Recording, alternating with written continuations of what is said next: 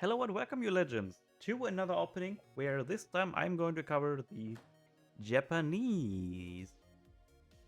A pretty difficult civ to start up with. However, the openings are pretty much narrowed down to two things. It's where you either want to go for the Torii Gates or if you want to go for the Shrine. If you want for the Torii Gates, you want to send yourself the Shrine Wagons, and if you go for the Consulate, you want to send the 600 wood instead. And the Consulate opening is what we are going to cover today. So, you start with 300 wood and a total of 400 food. You want to, as always, collect all the crates that are on the floor. Then, the opening is pretty tight. The timing window, that is. You want two wheels on wood, essentially, because the time window is pretty tight on the consulate that you want to build. So as soon as you have 200 wood, you want to build immediately a consulate.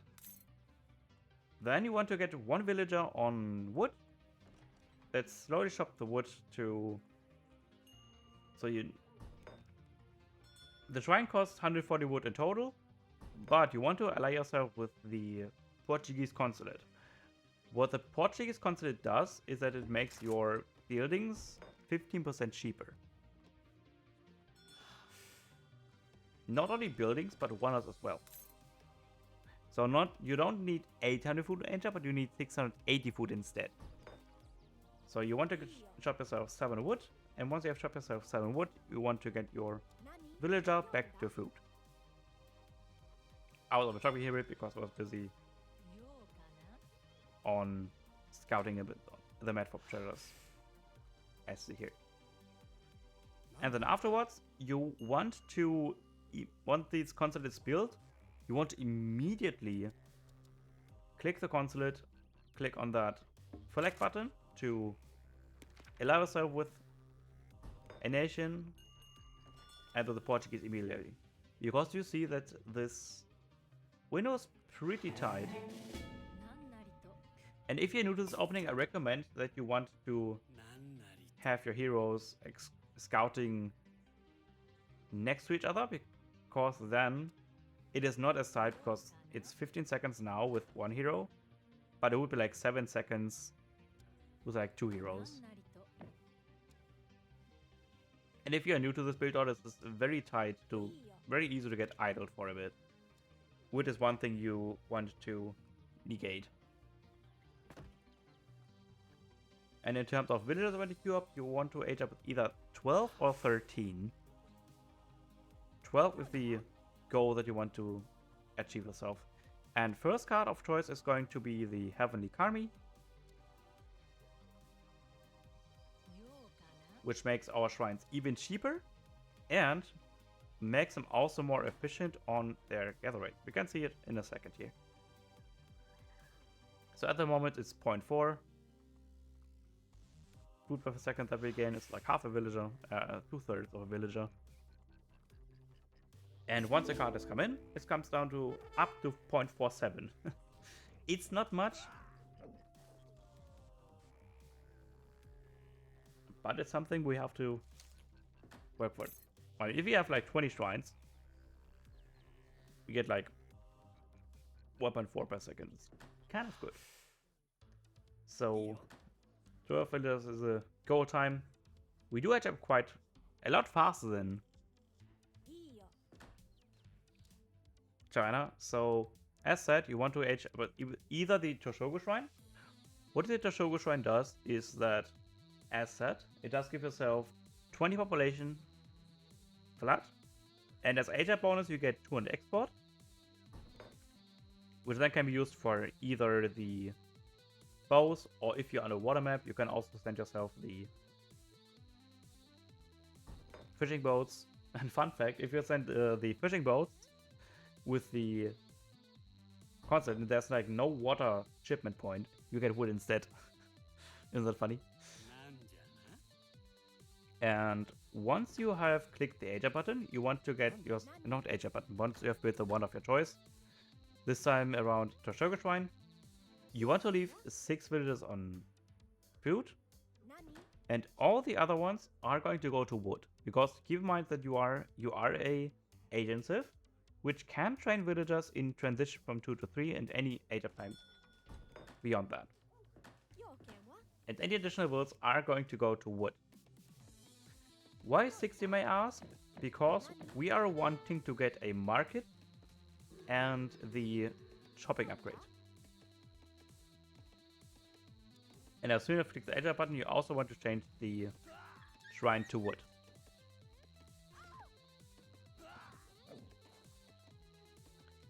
And also, Japanese cannot gather from bisons, as you might know.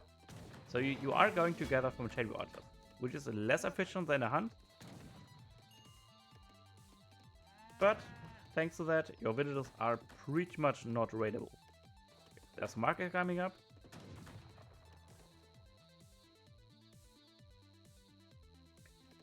And then in the resistance phase, you want to build pretty much as many shrines as you can.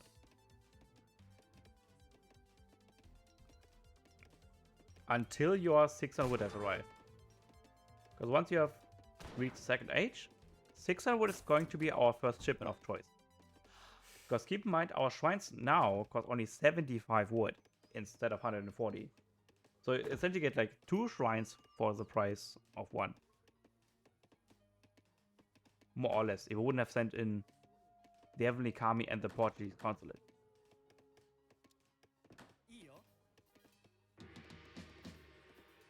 Now the 600 is going to arrive.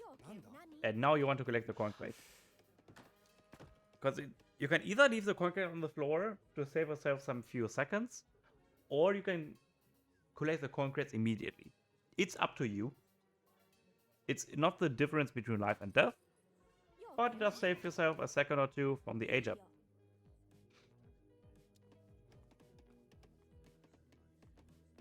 As I said, keep making shrines so long until your 600 wood has arrived. Then that's the time when you want to decide on what unit you want to make. Either if you want to make Yumis or if you want to make Ashigarus. I'm getting even the second upgrade because I do shop for quite a lot of wood. And the wood upgrade is not as expensive as you may seem it to be. It's like 75 food and 75 coin or something like that. The opponent is trying to go for a Royal Musketeer Rush, which is going to happen to you. You are going to be on the back foot for the first 5 to 8 minutes of the game. That's not a big of a deal.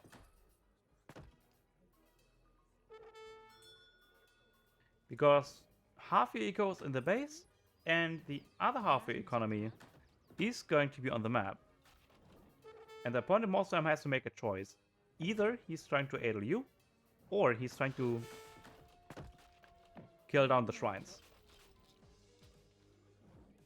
And the second shipment of choice in H2 is going to be for villagers, if you can get away with it. But if you are on a pinch, you can also send yourself either 5 Ashigarus or 5 Yumis. Whatever you need to defend yourself. The opponent's doing a pretty good job at spreading down the damage on the shrines. And that's why the speedy Ashigarus are usually pretty good. However, the opponent has just as speedy of units as I have. So Yumis is going to be... Yumis are very strong archers. One of the best archer type in the game. Very high damage. Pretty high HP as well for a skirmisher unit.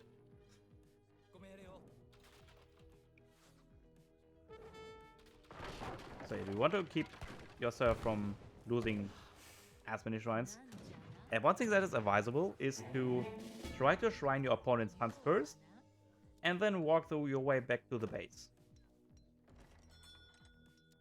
Unfortunately, I didn't scout this one, so otherwise I would have started to shrine this side instead, and then walk back to the base. but it is what it is.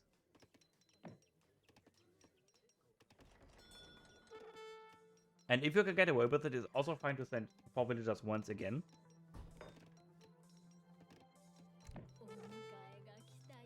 And again, keep the shrines on wood as long as you're comfortable with. I'm making Yumis anyway, so I need wood regardless.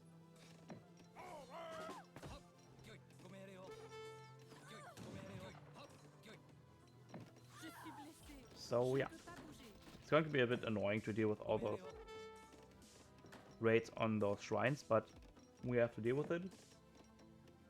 And it's all fine and good. And after I sent your 2 times 4 villagers, it's kind of difficult on what to send. It's very reliant on the opponent's civilization and your opponent's game plan. So now you have like... I would have like 2 options. I either could go for 600 coin. I could go for 600 wood. I could also go for Ashigarus, but I see now the opponent has Hussars. Or I could go for 600 or for the Daimyo Mototata. The Daimyo is a very strong stable and barracks that you can run. It's a very weird phrase, I know, but this one can essentially replace your stable. That's what I'm sending now.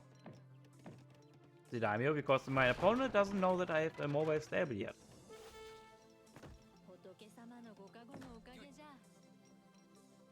So the goal of choice here is pretty much to go for Yumi, Ashigaru, and Naginatas. Naginatas are nice anyways to keep your opponent in check, because most opponents don't really expect, especially in the lower elos, that you have yourself the Naginatas to raid your opponent. On the high elos is a different story because they are better at scouting.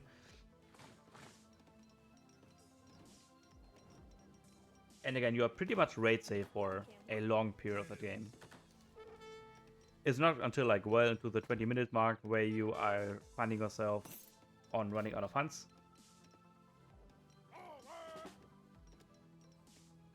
Again, as soon as you find yourself the resource you have available, try to get as many market technologies as possible. Because your villagers are quite ineffective early on until you get all the market upgrades up and running. And if shrines to go down, it's not the end of the world, it's happening of the inevitable. And if you happen to find yourself on when your both your explorers are dead, it's not a shame to build the shrines with your villagers instead, as I built here. So all my my explorers were dead. I was building those shrines here with my villagers who were gathering the food. And it's also always important to keep an eye on your cherry orchard. Because once the food runs out, you have no way on getting food. The only way on getting food once your cherry orchards run out is either to get your shrines on food, or you send yourself the cherry orchard rickshaws. It is always a bit painful if you have to send it, but it is inevitable. It's a trade-off you have to do for yourself. You are unraidable, but you have to send 1 shipment or 2 on your cherry orchards.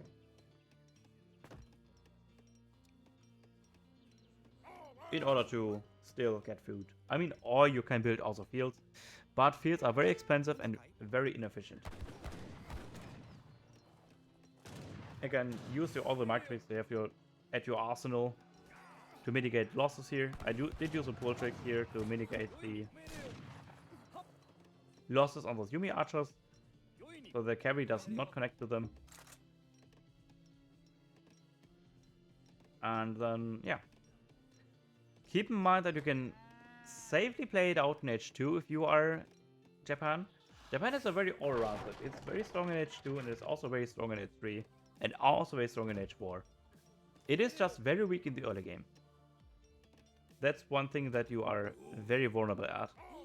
And if you survive the early game, it's most of the time very safe that you can win out the mid to late game.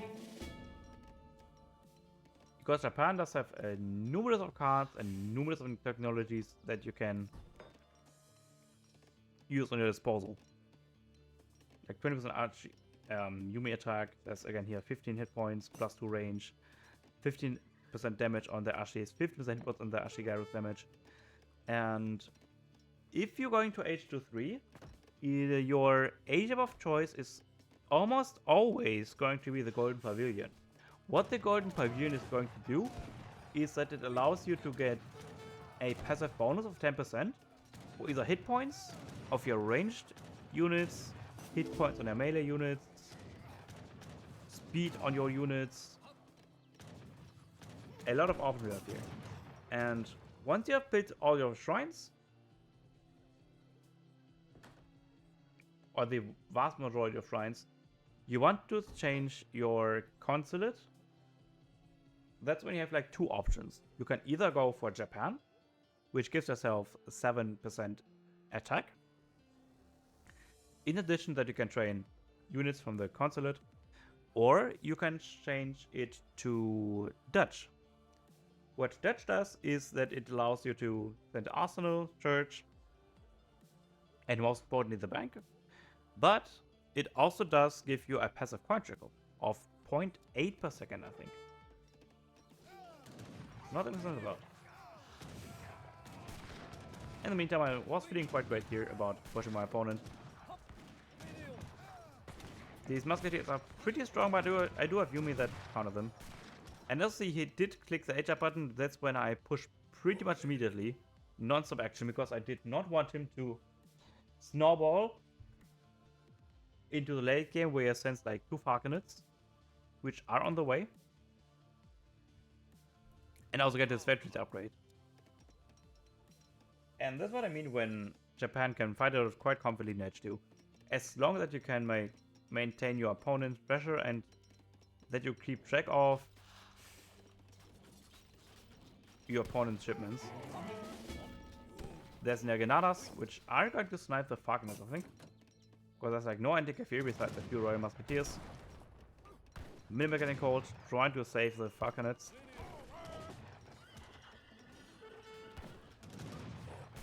Which again, Daimyo very MVP here. Because not only is he a mobile barracks / stable, he also gives yourself a passive bonus to damage here. If you compare, these units have 22 attack, and these one have 25. A difference between 3 attack. That's a lot. Especially when the numbers are high. And there's also the H4 card here, the Shogun Tokugawa.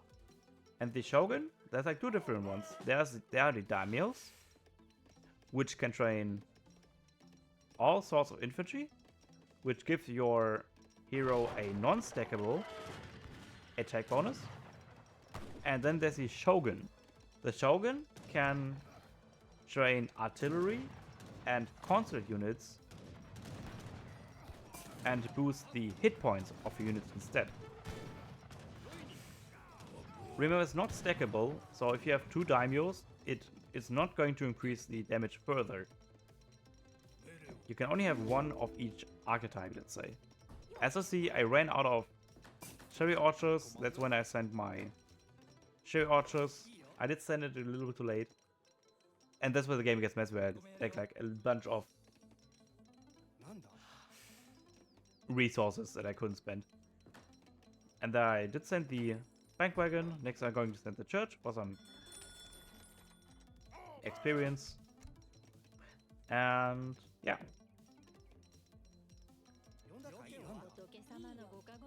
Not soon after the game is going to end, so I think that's long enough for this opening to end. Hope I explained everything to you for a better understanding how Japanese works, on how you can build the opening here. And let me know if you want to see the other opening too, where you go for the Shogunate instead.